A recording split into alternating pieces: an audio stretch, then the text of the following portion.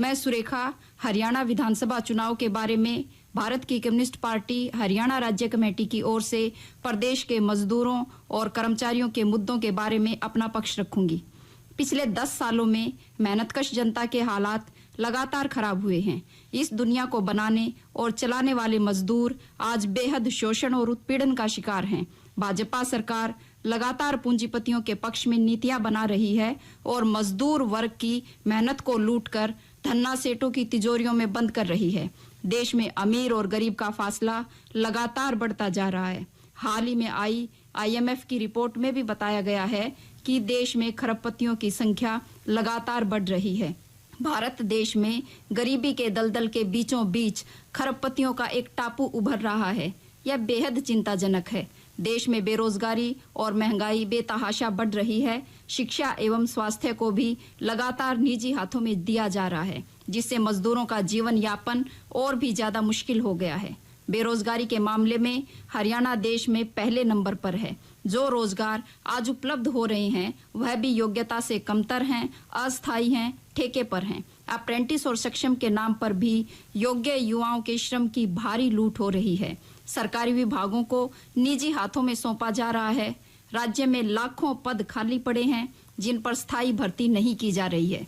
भाजपा सरकार ने हरियाणा कौशल रोजगार निगम की सेवा सुरक्षा के नाम पर 58 वर्ष तक न हटाए जाने का भ्रमित करने वाला अध्यादेश जारी करके अस्थायी नौकरी का स्थायी प्रबंध किया है। पुरानी पेंशन योजना को बहाल करने की कर्मचारियों की प्राथमिक मांग को लगातार अनदेखा किया गया है। पुरानी पेंशन योजना लागू करने की बजाय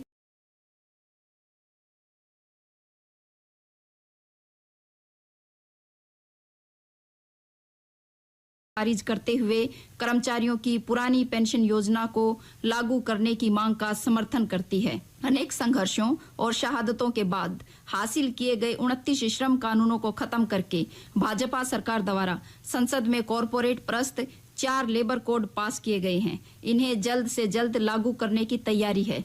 इन 4 लेबर कोड के माध्यम से 8 घंटे की बजाय 12 घंटे की शिफ्ट, स्थायी काम के लिए अस्थायी भर्ती, हायर एंड फायर, यूनियन बनाने पर प्रतिबंध, आंदोलन करने पर सजाओं का प्रावधान करके मजदूरों को गुलामी की तरफ धकेलने का पूरा प्रबंध किया गया है। संसद में जब लेबर कोड पारित किए जा रहे थे तब CPIM ने इसका कड़ा प्रतिकार किया था। CPIM व तमाम विपक्ष के सांसदों को निलंबित करके उनकी अनुपस्थिति में यह मजदूर विरोधी लेबर कोड संसद में पास किए गए। हालांकि भाजपा राज में पहले से लागू श्रम कानूनों की पालना भी काफी कम हो रही थी। ज्यादातर उद्योगों में मजदूरों की सुरक्षा के पर्याप्त उपाय नहीं किए गए हैं। पिछले दिनों में औद्योगिक क्षेत्र में हुई अनेक दुर्घटनाओं ने यह साबित किया है। काम करने वाले मजदूरों का अच्छा खासा हिस्सा फैक्ट्री के मास्टर रोल पर नहीं है। ज्यादातर मजदूर न्यूनतम वेतन से भी वंचित हैं और दूसरे सामाजिक सुरक्षा लाभ तो दिए ही नहीं जा रहे हैं। उद्योगों में भी बहुमत मजदूर आज ठेके पर हैं। औद्योगिक क्षेत्रों में मजदूरों के आवास की स्थितियां बहुत ही बदतर हैं। एक कमरे में 20-20 मजदूर रहने को मजबूर हैं। CPIM मजदूरों के आवास का मुद्दा लगातार उठाती रही है और मजदूरों के लिए सस्ते आवास उपलब्ध करवाने की मांग करती रही है। पार्टी लेबर कोड वापस लिए जाने की मजदूर एवं कर्मचारियों की मांग का पुरजोर समर्थन करती है। पिछले 10 सालों से न्यूनतम वेतन में बढ़ोतरी नहीं की गई, जबकि न्यूनतम वेतन 5 साल पहले ही संशोधित किया जाना चाहिए था। मनरेगा के बजट में भारी कटौती की गई है। इसके चलते मनरेगा में काम नहीं मिलता है। मजदूर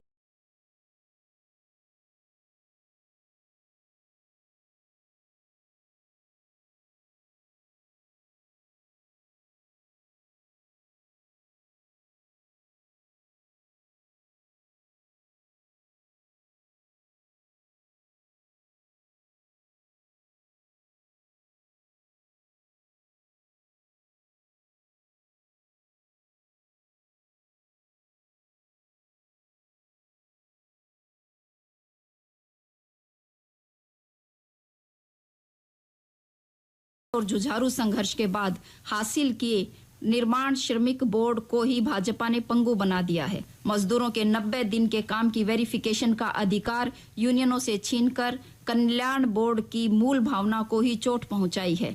आज निर्माण श्रमिक बोर्ड में बड़े पैमाने पर भ्रष्टाचार व्याप्त है। मजदूरों को 90 दिन के काम की स्लिप वेरिफिकेशन के लिए दर दर की ठोकरें खानी पड़ रही हैं। भ्रष्टाचारियों का आसान शिकार होना पड़ रहा है। भाजपा ने बोर्ड के पैसे को भी मजदूरों को लाभ पहुंचाने की बजाय अपने राजनीतिक फायदे के लिए इस्तेमाल करने की ही कोशिश की है। परिवहन क्षेत्र में लगे लोगों के हालात खराब हैं। भाजपा ने भारतीय न्याय संहिता के खिलाफ काफी कड़े कानून बनाए हैं, जिनका हम पुरजोर विरोध करते हैं। फैमिली आईडी के नाम पर लाखों परिवारों, विशेषकर मजदूरों व गरीबों के बीपीएल राशन कार्ड, दिव्यांग पेंशन, बुढ़ापा पेंशन काट दिए गए हैं। ऑनलाइन के नाम पर आम जनता की बड़े पैमाने पर लूट की जा रही है। आज सीएचसी सेंटर ही गरीब मजदूरों की लूट और भ्रष्टाचार के बड़े अड्डे बन गए हैं। फैमिली आईडी के नाम पर प्रवासी मजदूरों को सामाजिक कल्याण की सभी सुविधाओं से वंचित किया गया है। जायज आंदोलनों को कुचलना भाजपा की रणनीति रही है। मजदूरों के आंदोलन सरपंच, मास्टर, कंप्यूटर टीचर, नगर पालिका के कर्मचारी, रोडवेज कर्मी, क्लर्क, ग्रामीण सफाई कर्मचारी, आशा वर्कर्स, आंगनबाड़ी वर्कर्स और हेल्पर्स, कर्मचारी मजदूरों के अन्य तबकों के आंदोलनों को दबाने के प्रयास किए गए हैं।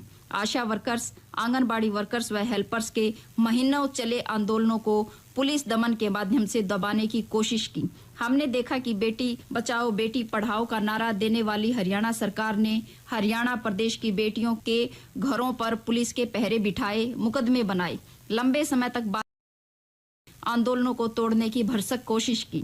इन वर्कर्स को पंचकुला जाने से रोकने के लिए कितनी ही बार गिरफ्तार करके थानों में बंद रखा गया। वहां पर टॉयलेट और वाटर कूलर पर ताले जड़ दिए गए। बसों में बिठाकर बिना पानी पिलाए घंटों तक घुमाया गया।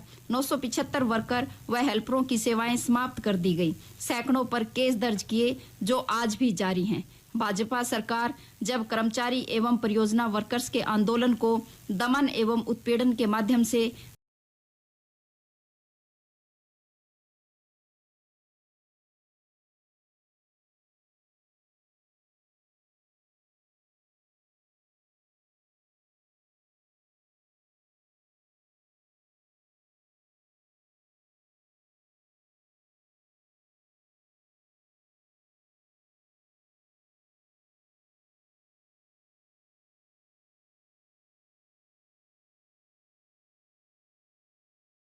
में प्रदेश की जनता यदि सीपीआईएम को विधानसभा में पहुंचने का मौका देगी तो विधानसभा में भी मजदूर और कर्मचारियों के हक और अधिकार की आवाज मजबूती के साथ बुलंद होगी। जन विरोधी भाजपा सरकार ने तमाम आंदोलनों को कुचलने के लिए पुलिसिया दमन और उत्पीड़न का सहारा लिया। भाजपा सरकार एक भी आंदोलन को बातचीत के माध्यम से निपटाने में कामयाब नहीं रही है। उन्होंने मजदूरों एवं कर्मचारियों की बेहद जायज मांगों का समाधान भी